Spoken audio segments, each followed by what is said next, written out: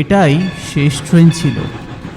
Station থেকে বাইরে বেরিয়ে প্রতীক দেখল চারিদিকটা খুব ফাঁকা লাগছে। শীতকাল বলেই কি, নইলে এত তাড়াতাড়ি তো রাস্তাঘাট এমন শুনশান হয় না। তার পক্ষে অবশ্য এটা ভালোই। ভিড় থাকলে রিক্সা পাওয়া দুষ্কর, আবার বেশি ফাঁকা হলেও রিক্সাওয়ালাগুলো সব পিঠ টান দেয়। বাইরে এসে প্রতীক দেখল ফুটপাতের দোকানগুলোও খোলা নেই, শুধু একজন ফলওয়ালা ল্যাম্পপোস্টের নিচে বসে দোকান আগলাচ্ছে। প্রতীক ভাবল মাসিমণির জন্য একটু ফল কিনে নেবে কিনা। অবশ্য কিনেই বা কী লাভ, উল্টে মাসিমণি তাকেই বকাবকি করবে, চোখ পাকিয়ে বলবে, কেন এনেছিস এসব? কার জন্য এনেছিস? যাক, এতদিন পর যাদের কাছে যাচ্ছে তাদের কাছে পৌঁছাতে পারলেই ভাববে ঢের হয়েছে। কিন্তু পথ চিনে যেতে পারবে না প্রতীক। রাত হয়েছে, দিনের আলো থাকলেও না হয় হতো, একটা রিক্সা তার খুবই দরকার। মাসিমণি সবসময় বলতো রিক্সাওয়ালাকে জনপদ নগর বললেই ঠিক পৌঁছে দেবে, আর পৌঁছতে পারলে বাড়িটাও চিনে নেবে। রাস্তার ওপরে ফুটপাতে 3টে সাইকেল রিক্সা দাঁড়িয়ে আছে, দেখতে পেল প্রতীক। এদিকটা সাইকেল রিক্সারই চল, খাল পেরোলে আর টানা রিক্সা চলে না। বেশ অন্ধকার অন্ধকার জায়গাটা, তাতে অবশ্য প্রতীকের অসুবিধা নেই। রিক্সাটা যেতে রাজি হলেই সে খুশি। প্রথম রিক্সাটায় কেউ নেই, চালক অদৃশ্য।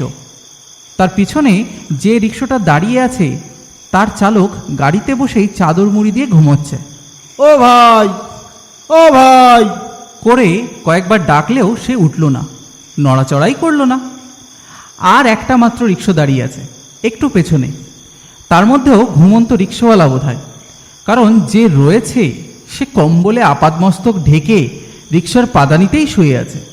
প্রতীক সেখানে গিয়ে মরিয়া হয়ে ডাকল, ও রিক্সাওয়ালা, রিক্সাওয়ালা, সবাই ঘুমাচ্ছে কেন? এমন কি রাত হয়েছে? আমাকে একটু পৌঁছে দেবে? কম্বলের ঢাকা সরল না। প্রতীক বলল, না হয় একটু বেশি ভাড়াই নিও, তবু চলো না বাবু। কয়েকবার অনুরোধ করার পরও যখন রিক্সাওয়ালার হুঁশ ফিরল না, তখন প্রতীক হাল ছেড়ে দিয়ে পেছন ফিরল। নিরুপায় হয়ে সে যখন পা বাড়াচ্ছে, তখন পেছন থেকে ঘড়ঘড়ে গলায় সে ডাকল, কোথায় যাবেন? এই যে জনপদনগর, নিয়ে যাবে? জনপদনগর? এই রাতে সেখানে কেউ যায় নাকি? কে আপনি? ধরে নাও আমি রাত্রির যাত্রী, আর জনপদনগরই আমার গন্তব্যস্থল। যাবে কি? কম্বলটা এতই অল্প সরালো রিক্সাওয়ালা যে তার মুখ ভালো করে বোঝা গেল না। সে ফর্সা না কালো, রোগা না মোটা, বুড়ো না জোয়ান, কিছুই বোঝা গেল না। তবে সে উঠে সাইকেলের সিটে বসল। তুমি চেনো তো জায়গাটা? ভাড়া কত? যোগু রিক্সাওয়ালা চেনে না এদিককার কোনো জায়গা নেই গো। চাইলে ভবের খালটাও পার করে দিতে পারি। জনপদনগর তো কোন ছাড়।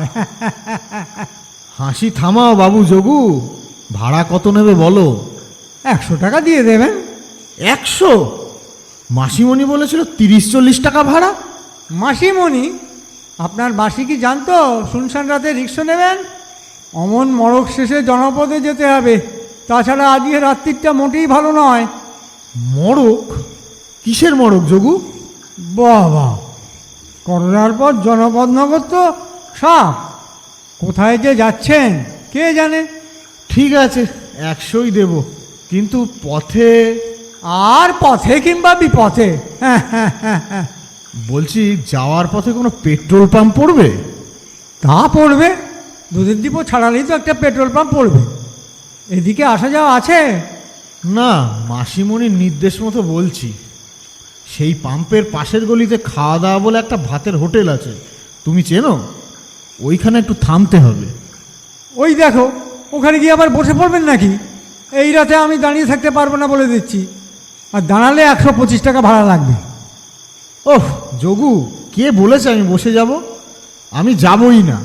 খাওয়া দাওয়ার মালিক দুর্দিনে মাসিমণিকে দেখেছিল, তাই তার আদেশে 350 টাকা তাকে দিয়ে আসতে হবে। আমি বরং রিক্সাতেই বসে থাকবো, তুমি টাকাটা দিয়ে আসবে। তুমি স্থানীয় লোক, চট করে পেয়ে যাবে। আমি তো এ পাশটা চিনিই না, রিক্সা ভাড়া নেওয়ার এটাও একটা কারণ আমার। আমি কি আপনার মাসিকে চিনি?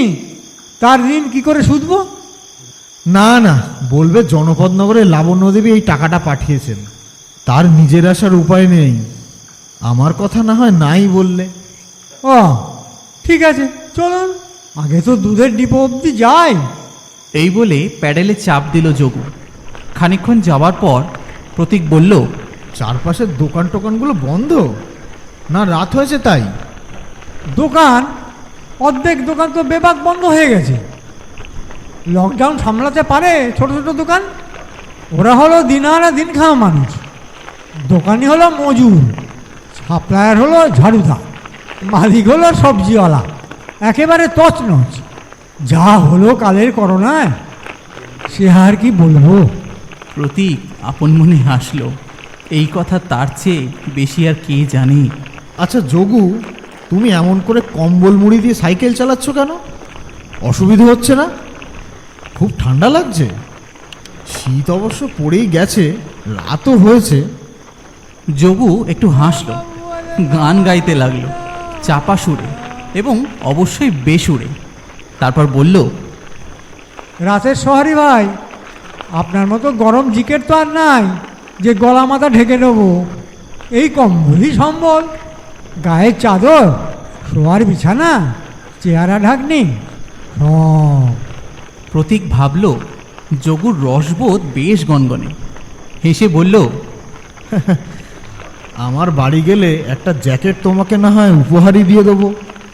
পেট্রোল পাম্পের পাশে এসে রিক্সা দাঁড়ালো। যোগু বলল, এই গলিতে খাওয়া দাওয়া, আপনি যাবেন নাকি আমি যাব? তুমি যাও, আমি বসি রিক্সায়। সেই ভালো, আপনি গেলে আবার দেরি করে ফেলবেন আসতে, আমি ঝট করে দিয়ে আসি। প্রতীক 350 টাকা বার করে সাইকেলের সিটে রাখল। টাকাটা তুলেই যোগু পা চালালো। যাওয়ার আগে বলে গেল, অনেকটা পথ এসে গেছি, নেবে যাবে না যেন, কোনো লাভ হবে না। যোগু ছাড়া আর কেউ যাবে না জনপদনগর। একটু পরেই যোগু ফিরে এলো। সাইকেলে উঠে প্যাডেলে চাপ দিয়ে বলল, লোকটা টাকা পেয়ে খুশি হল, আবার অবাকও হল। বলল, জনপদনগরের লাবণ্য দেবী পাঠিয়েছেন। আশ্চর্য কথা। প্রতীক ঘাড় নাড়ল। একটা কাজ করে দিলে আমার যোগু। আসলে বকেয়া পাওনা আর কে যেচে পড়ে মেটায় বলো?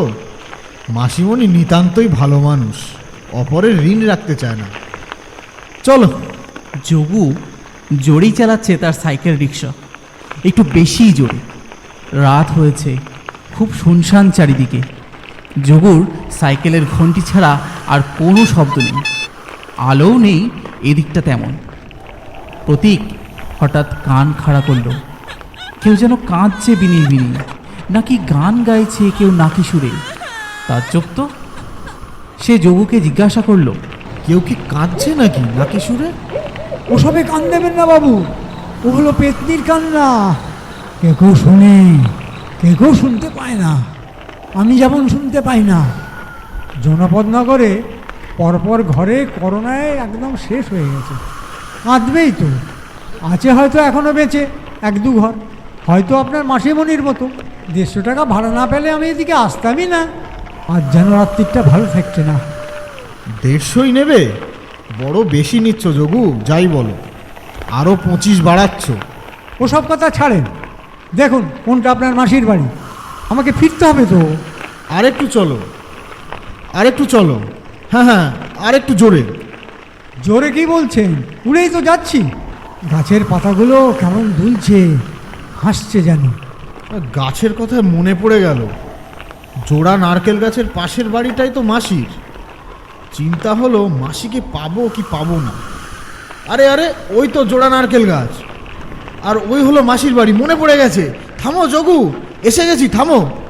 যোগু সাইকেল রিক্সাখানা থামিয়ে বলল, আপনার মাসির বাড়ি তো ঘুটঘুটে অন্ধকার দেখছি, ভেতরে মানুষজন আছে তো? যাক, নেবে পড়ুন, আমার রিক্সাখানা হালকা হোক।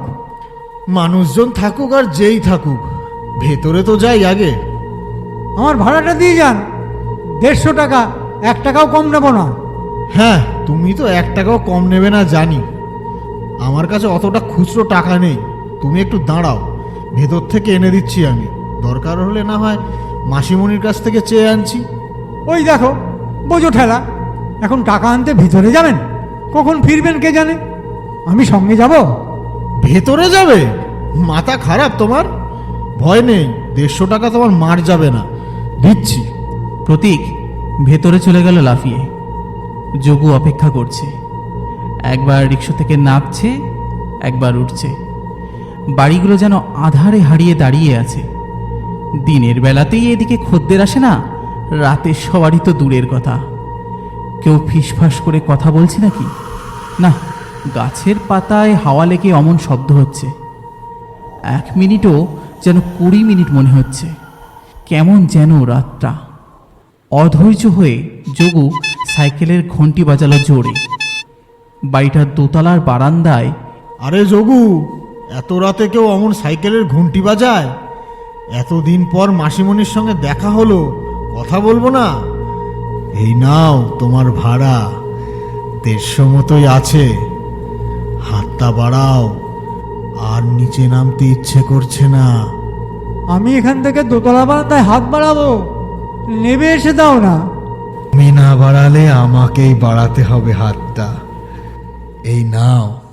যোগু দেখল দোতলার বারান্দা থেকে প্রতীকের হাতটা ইহা লম্বা হয়ে তার সামনে চলে এসেছে। হাতের তালুতে 150 টাকা। যোগুর চোখ কপালে। ঝাঁপিয়ে উঠল রিক্সার সিটে, প্যাডেলে চাপ দিল সমস্ত শক্তি দিয়ে। রিক্সা দুবার গড়িয়েই থেমে গেল। যোগু ভাবল ওই হাতটা আরো লম্বা হয়ে নিশ্চয়ই তার পেছনে আসছে, চাকাটা চেপে ধরেছে নিশ্চয়ই। তাই তো প্যাডেল করলেও চাকা নড়ছে না। যোগু চেঁচিয়ে উঠল, চাই না টাকা, ক্ষমা করে দাও, ছেড়ে দাও, ছেড়ে দাও। রাতের বাতাস যেন বলে উঠল, তাই কি হয়? আমরা কারো ঋণ রাখি না, দেখলে না? জীবন পণ করে যোগু তার সাইকেলের চাকায় চোখ রাখলো। মরতে হলে শেষ চেষ্টা করেই মরা ভালো। দেখলো কোনো হাত নেই। ওর নিজেরই কম্বলটা গা থেকে খুলে চাকার মধ্যে জড়িয়ে গেছে। এক হ্যাঁচকা টানে খুলে নিল কম্বল। তারপর সাইকেলে উঠে আপ্রাণ চাপ দিল প্যাডেলে। তত্তর করে সাইকেল এগোলো। যোগুর মনে হলো কে যেন তার পকেটে টাকা গুজে দিয়ে পাশ থেকে বলে উঠল, তোমার ওই কম্বল ছিঁড়ে গিয়েছে, একদিন সময় করে এসে একটা জ্যাকেট নিয়ে যেও যোগু দাদা। রাত্রিটা তেমন খারাপও নয়, কি বলো? ভেবেছিলাম তুমিও আমাদেরই একজন, তাই তো হাত বাড়াতে বলেছিলাম।